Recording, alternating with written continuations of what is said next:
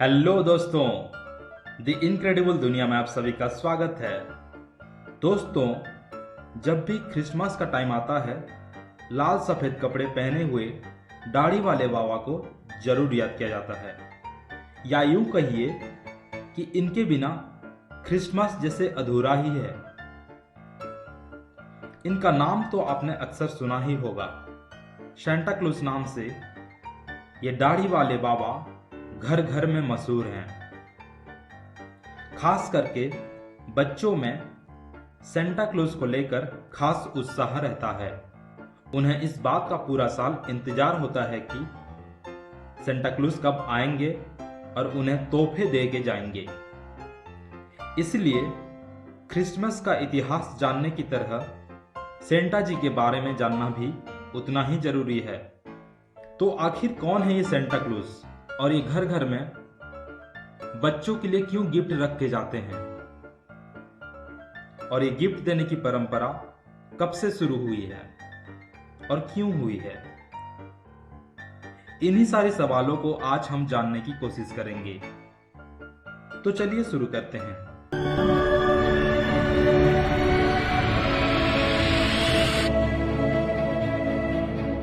Subscribe now and press the bell icon. Never miss an update. असल में Santa Claus एक पौराणिक character हैं जिनका लॉर्ड जीसस का जन्म से कोई संबंध नहीं है, और बाइबल में भी कहीं पे सेंटा क्लॉज जी का नाम का जिक्र नहीं किया गया है। आज से 1500 साल पहले जन्मे संत निकोलस को असली सांता और संता का जनक कहा जाता है। संत निकोलस का जन्म 3री सदी में जीसस की मौत के 280 साल बाद तुर्किस्तान के मायरा नामक एक शहर में हुआ था। वे एक रईस परिवार से थे। उन्होंने बचपन में ही अपने माता पिता को खो दिया। बचपन से ही उनकी प्रभु यीशु के प्रति बहुत आस्था थी। वे बड़े होकर ईसाई धर्म के पादरी यानी कि पुजारी बने और बाद में बिशप बने।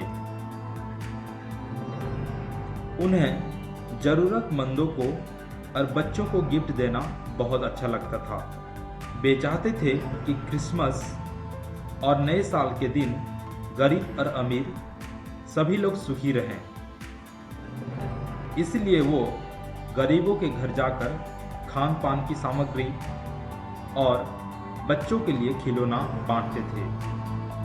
संत निकोलस अपने उपहार को आधी रात को ही देते थे, क्योंकि उन्हें उपहार देते हुए नजर आना पसंद नहीं था। वे अपनी पहचान लोगों के सामने नहीं लाना चाहते थे। उनकी इस उदारता के कारण निकोलस को संत कहा जाने लगा। संत निकोलस की मृत्यु के बाद वेश बदलकर सांता बनना और गरीब और बच्चों को उपहार देने की प्रथा सी बन गई। बाद में यही संत निकोलस सांता क्लॉज नाम से मशहूर हो गए। इस नया नाम को डेनमार्क के लोगों ने दिया था। आज के आधुनिक युग के सांता का अस्तित्व 1930 में आया। हेडन सैंडब्लोम नाम का एक कलाकार कोका कोला की एड में सांता के रूप में 35 साल तक दिखाई दिए, और सांता का यह नया अवतार लोगों में बहुत पसंद किया गया, और आखिरकार इसे सांता का नया रूप स्वीकार किया गया, जो आज तक लोगों के बीच काफी मशहूर है।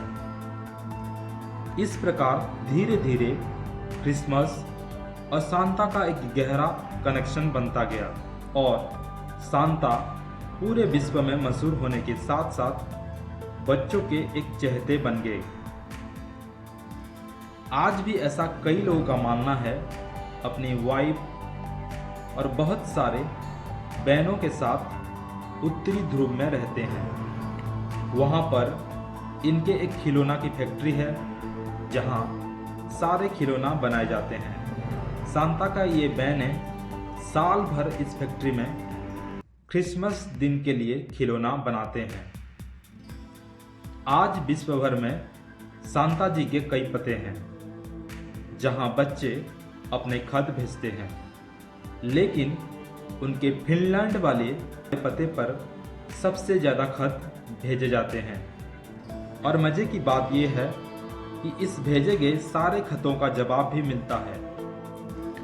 तो दोस्तों, सांता जी का असल कहानी और गिफ्ट देने की परंपरा के इतिहास के बारे में जानकर आपको कैसा लगा, कमेंट बॉक्स में ज़रूर बताइएगा। अगर अच्छा लगा तो एक लाइक और शेयर करना मत भूलिएगा। और देश और दुनिया के ऐसे ही अनोखे बातें, अनोखे जगह, अजूबे लोग तथा अद्भुत घटना के बारे में जानना अगर आपको पसंद है तो हमारा चैनल सब्सक्राइब करना मत भूलिएगा। वीडियो अंत तक देखने के लिए धन्यवाद।